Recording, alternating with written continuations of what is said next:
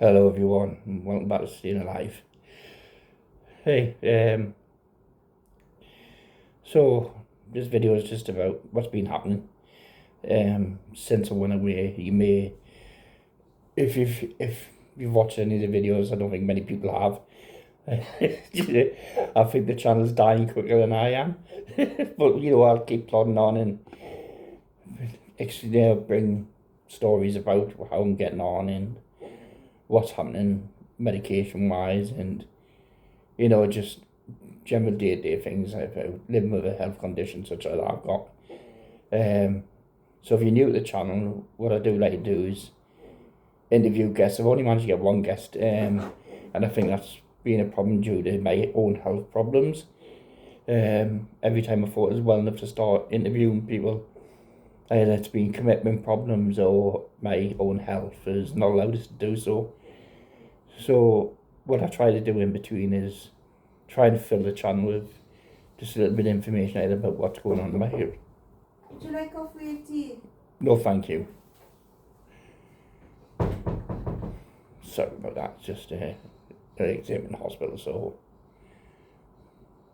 as I was saying, so when I haven't got guests, I just try and do some videos in regards of anything I've seen that's disability related. In regards to PIP and stuff like that. Don't like to get really too much into the political side and the argument over the removal of PIP for and stuff like that. It's a dark web to go down. I just think if you don't know all the information, you got to spend a long time trying to get the right information. I'd hate to make a video and mislead somebody, and when I'm not 100% au fait what could happen to myself in regards to anything that I received due to disability. So I'd hate to do that if someone out there think that they'd be okay and then they might find out they're not. But so what happened is, if you've seen any other videos, I've been up and down this year, more so than I have over the last 40 odd year of my condition. I've got a patent ductus arteriosus, I've got pulmonary hypertension. And the pulmonary hypertension is probably the main concern, because as time goes over, it puts more and more strain on my lungs, struggling to breathe. And what happens is, when my right side of my heart struggles, I'm filled up with fluid, hence I'm back in lovely hospital again, can't get it up to be drained off because of being on holiday. Now, some people might say, well, was it worth going on holiday? 100% harm my heart, definitely. It's, sometimes it's, do you live or do you just sit around and let the condition dictate everything you do? I was advised I would gain weight when I went away. I did seek medical advice from my specialist to ensure that I wasn't putting myself at severe risk, that I would be safety for the flight and stuff. I think I chose Tenerife, which any of you may not know, it's about 4.5 hour flight. And I'd done a flight twice over an 8 day period, so flew out 4.5 hours, 8 days later, 4.5 hours back. But when you have a heart condition or respiratory condition, sometimes the sun is a massive factor in regards to your well-being. Due to the extreme heat, puts your heart into strain. And then if you are restricted on fluids because of this type of condition, you would then have to increase your fluids. And because your heart's under a lot of strain, then they can't drain the fluids off. Even if you take the medication you're taking, at some point it'll stop the medication and not be able to get through the stomach line and the wall because everything's working too hard, and then you start blowing up again with fluid. And that's what's happened, and that's why I'm here now. And it's just to talk about that, I just briefly touched on that, but I'm not one to not want to live my life. And I think there's a lot of fear out there that you can't go, if you go, you'll be so unwell isn't you'd be terrified. Your loved ones would be terrified for you, in regards to how are you going to get on, how are you going to manage. So I always try and seek medical advice before I fly. But if it comes to a case where I can't fly, then we'll go down the route of going on cruises. That would be my next step, because I do like being out away in the sun. I bloody hate the water. I'm terrified of water. So I don't know how I'd bear on a cruise ship being surrounded by miles and miles and gallons and gallons and miles in deepness of ocean. I'm terrified of the water, yeah. At that level, see. There's just something spooky about a small boat and just that vast amount of water. Put us on a plane any day of the week. Don't love a plane, love to fly, but get us on something like that. I think I'd probably go a bit cuckoo at first till I settle. But I think that's a little bit long way off. And, since coming into the hospital on Sunday, I had to come in for accident emergency, so they were really good. They didn't just jump the gun and not listen, which I found absolutely fantastic. They just took the time to sit and talk to my wife, talk to myself, to understand my condition, to understand what normally happens, to try and relieve the pressures that I'm under with the water build up in fluid. And they acted on that rather than just, because sometimes you might go, when you've got a condition with A&E, they're just gung ho and they just look at you and they just start panic modes and scream, hello! I have got my saturations were so low, I'd say, they were like, yeah, what do we do? And, they're not used to it, because it's just A&E, it's just general medicine. So when someone comes in and they're walking around, the saturations are hitting as low as it's below under 70 and just peaking over 70, because I've walked from the corridor into the hospital, struggling to walk, because obviously the build-up of fluid, not obvious to you, but obvious to me, that the build-up fluid causes extreme breathlessness, extreme shortness of breath until it's drained off. So these people have to go on what they see and what presents at that moment, and it's making that judgment. And I think it must be scary for them, because they could make a judgment one way, which could be completely the wrong judgment, but by symptoms, it would be the right judgment to do. So it's a very complicated thing. So I do like to try and know my condition, and my wife especially knows everything, from every type of scan I've had, what I've recently had, what I'm planning to have, down to what each medication does, the reason for it, the volumes for it. So, it's always good to try and be an ambassador for your own knowledge, for your own condition, and learn and listen as much as you can, and just take on board everything you can hear. And if it's big words and that you don't understand and stuff, then I've got to think what Eisenmenger syndrome. Even the nurses, didn't even understand what Eisenmenger syndrome. They said they've heard of it, but they didn't know of it really. So I explained it, I just call it a Weidenmanger syndrome. It's the easiest way for me to remember it. And when I said that, they went, wow, I'll not forget that now. Because you've made an easier spin on something that was probably hard to remember. Now they say, Weidenmanger syndrome, Eisenmenger syndrome.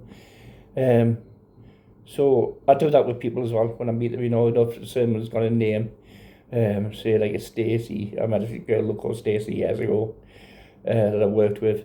So I called her Malibu as a nickname to remember Stacey because of The Simpsons.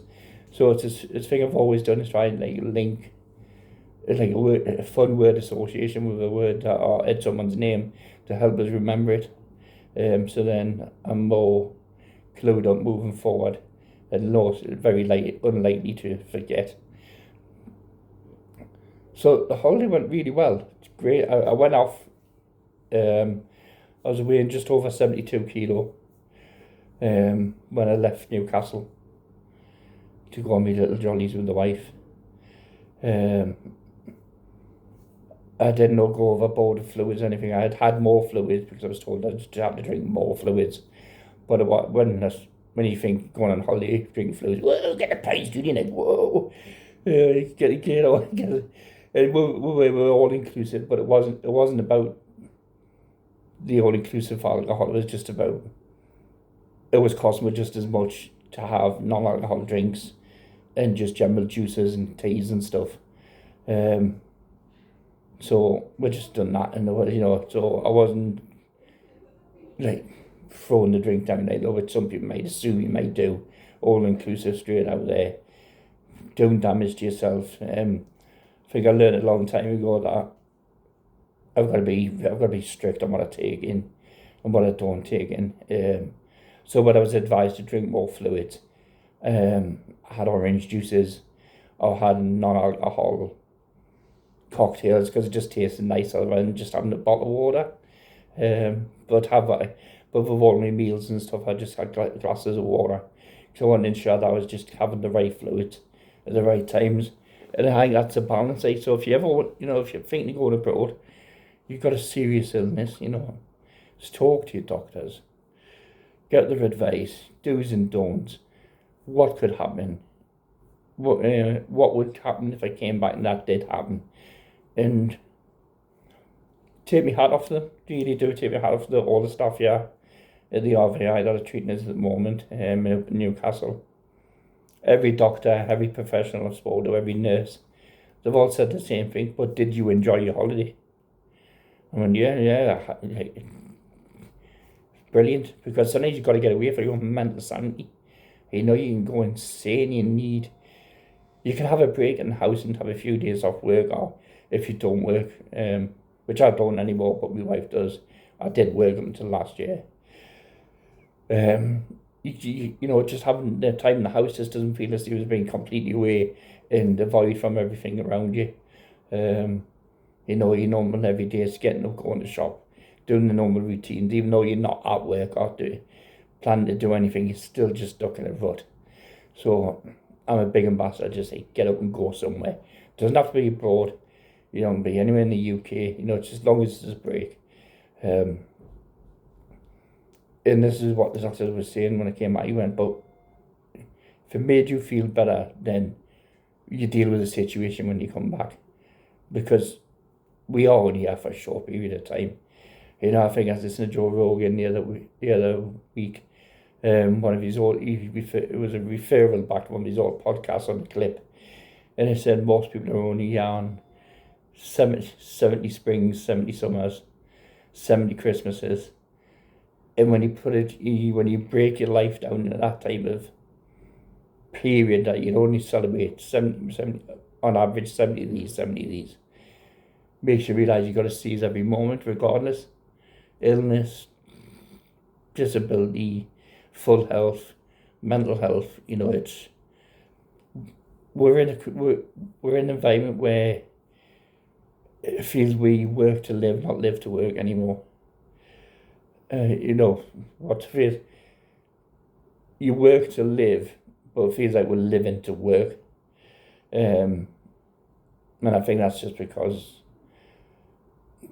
the way this country is at the moment. And I think it affects more so disabled people, because I think that we are the ones who are probably the lowest income based people in the UK. And you might have the odd few who've done well or done well through generational wealth, or they've managed to create a business, and they always say, oh yeah, but this person's done it and this one's done it. But if you add together the amount of people that have become extremely successful, the amount of people that physically sit on the planet, and this is why I hate these entrepreneurs that come onto YouTube and they sell you this wonderful dream. I got myself up from this and I'm a multi-millionaire and I've done this because I just wanted to work hard and I just wanted to do this and I could just prove I could do it better than that. Yeah, and then it says everyone can do it. But you couldn't, because who's going to work for this person? If this person needs staff, but he's telling everyone to go and be a millionaire, he's never going to have the staff he needs. He's not going to pay them the salaries. You've seen it, the Amazon, the Starbucks, the McDonald's don't pay the salaries that should be paid to staff. Got even down to nurses and the government. Salaries are atrocious, and the ones who seem to do the harder work, the real grime, the cleaning, cleaning up the bloods, looking after patients, the ones who are here 12, 14 hours a day, they're on the worst salary in the world. And then you got your doctors wanting to go on strike because they're still under 100 grand. And I just think, I know you've had to be educated for that. I know it's probably cost that and fees and stuff like that, but there's got to be a balance. Why they couldn't do their work at all without the people below them doing what they do. They walk in a room, it's all clean, it's all hygienic. So maybe if the doctors had to come and go, right, I'm a doctor and I'm fully qualified, but, oh yeah, well, you'll have to clean the room, you'll have to clean the floors, look after the patient, then you can have your 100 grand because you actually diagnose them and give them the treatment. But you're just walking in and you're just going off what you remembered. Yeah. Obviously, it's not that simple, but it's, this is the problem is they don't recognise the hard work that below do because they don't class it as a skill because they haven't had an education for it. Well, it is a skill because if something goes wrong, if the hospital's not not clean, then heads roll. And it's never the doctors that roll, is it? It rolls. You see shit always rolls down from the top. And I was just in here yesterday and I did watch a few nurses. And my wife commented on this. There was one nurse that was there, and it was one, and I'm not saying what uniform I think they were wearing, because I don't want to narrow it down or anything else, but this nurse in 2 hours of me sitting in the assessment suite had done absolutely nothing.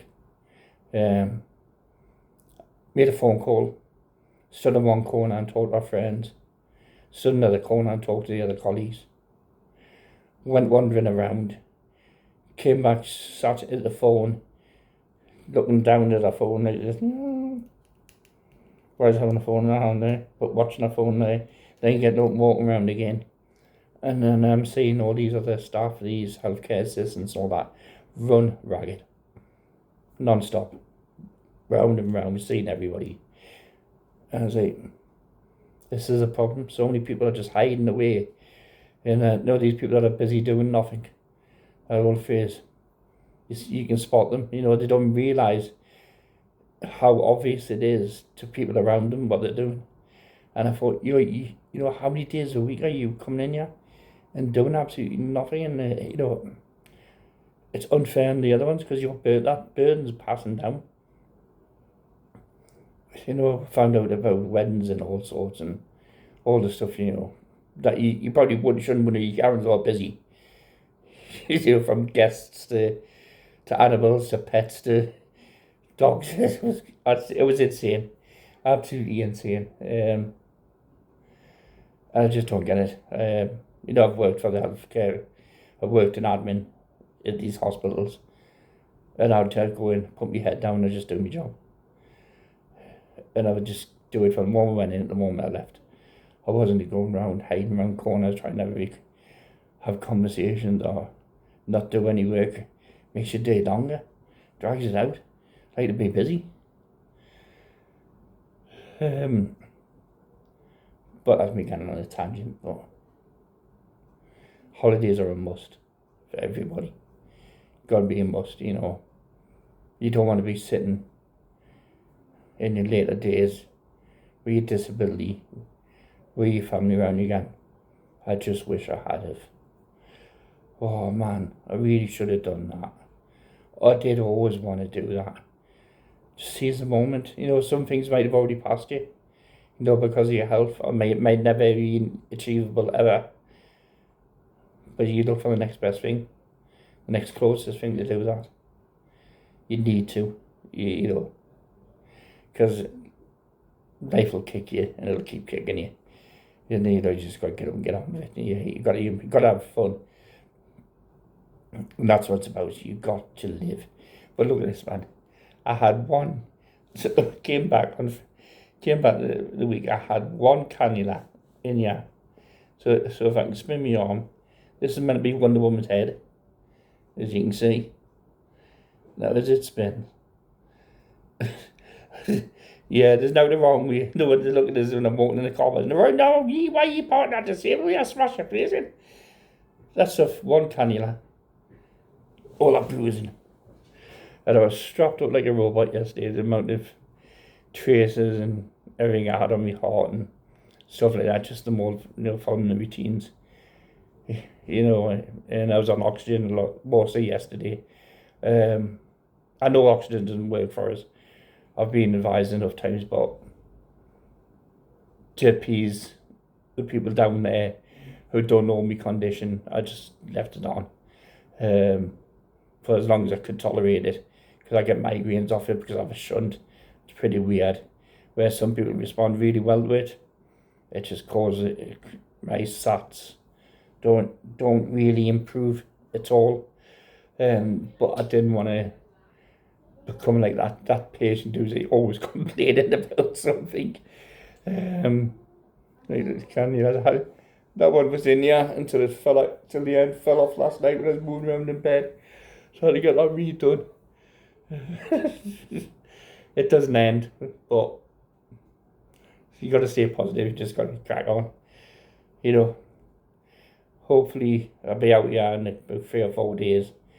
Just I'm getting infusions, but I'm getting what's class as a booster one. Well, that's what I'm calling it, a booster one. So I would normally be on a 24-hour infusion IV of Furosemide, just slowly put through. But I think they're doing it a large dose over 25 minutes or 35 minutes repeatedly throughout the day, because I think it said my liver wasn't functioning properly because of all the water and the strain. So they don't want to, liver or kidneys, so they don't want to put too much strain on that, because then that'll make us feel even worse. So it's just getting the balance right, rather than keeping us on the IV constantly. So I've had 2 of those so far now, since yesterday. Still on all the same drugs. But holiday brilliant. Went to Tenerife. Stayed in a 4-star hotel, because we used to have I used to rent an apartment over there for friends. Especially when the kids were younger, just made more sense. It had its own private pool and stuff in the apartment, so kids loved it. So this is the first time where we've been away where we haven't used the apartment. So because it was just me and my wife now while my kids are up. I've got little grandkiddies now. We went to an Atloni hotel. Fantastic. That's fantastic. Well, it was just, it's different atmosphere in Atloni. Very chilled vibe, free swimming pools. They did have hot tubs there, and I didn't realise I'm not allowed to go in a hot tub. Until my wife done a big Googling when I got home and I was full of fluid. She went, hot tubs aren't meant to be good for people. Oh, condition. I went, oh, it's a bit late now. I was never out the thing. Because I don't know if any of yous out there with pH or any cardio problems, like heart problems. When I was getting in the larger swimming pools, I can't swim. I'll admit that. I always panicked when I got in the swim baths. I tried to learn as a kid over and over again. I just would just panic mode. And I just think it was a restriction on me breathing that made it happen. But when I was getting in these larger swimming pools, even though I was only going up to my chest, because that's the minimum deepness at one end, I could feel the pressure of the water just on us. It was felt very suffocating at some point till I adjusted. It was really, really, really felt it was pushing on us, and I hadn't felt that prior. I don't think that I know of. So that was something I had to adjust to. So there was like a swimming area with a very shallow part up by the pool with a bar. And that had some shallow steps going down, and I think it was only less than a metre. And then it went round and got deeper as it went round under and around by the bar area. So I managed better in there, where it was a metre high. It didn't feel as pressurised on my chest. But the hot tub, I noticed the same with that.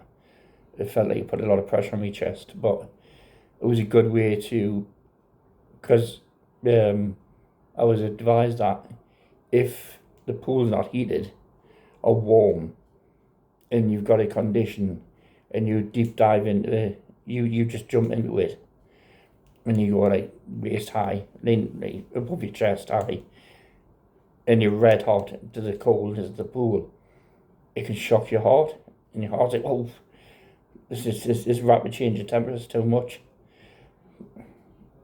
So that's why I was using the hot tubs, because I was going in from hot to warm, and when I then sat up, I felt cooler because obviously it had the water all over it. So I don't know if that helped at all. So if anyone watches this video, probably not. You see, like I was saying earlier, the chance dying quicker than me. This week, I might be here next week. Nah. But so yeah, if anyone's had them symptoms or experience, that'd be great to hear from you. Because it was very weird, just like that whole pressure on the chest. Like, oh, now I know what they're. I'm about 50% know how them billionaires felt in the submarine before it imploded on them. That type of pressure. Well, that's how it seemed to me. But I wouldn't be stupid enough to get in a little submarine that far down in the ocean. I do stupid things, I'm not that daft. But thanks for watching this. Hope you have. I do have 2 guests lined up. I say, unfortunately, I'm just keep back up in here. So soon as I'm well enough to get out of here, soon I'll be well enough to get these 2 guests and get them interviewed. I might have 3. I say it's all down to constraints. But I'm going to keep plodding along with the videos. I will have a few more later this week. A few things that I've seen, or just things I just like to discuss in regards to my health. So thanks very much for watching. Really appreciate it. If you've found anything useful out of this, please hit the like button. I'd love you to subscribe. It's the only way I'm going to get this channel noticed to other people, where we can start sharing ideas and problems and discuss disability or long-term health conditions or serious illnesses amongst each other, and how we cope and how we get on. I'm always looking for guests. Don't just do by teams. You don't have to have a Teams account yourself. I've got all that on this side, so I can just send the link, and you just open it on your PC, your mobile phone. Anybody wants to come on and talk about any health conditions they've got, how they manage day to day. I've got, just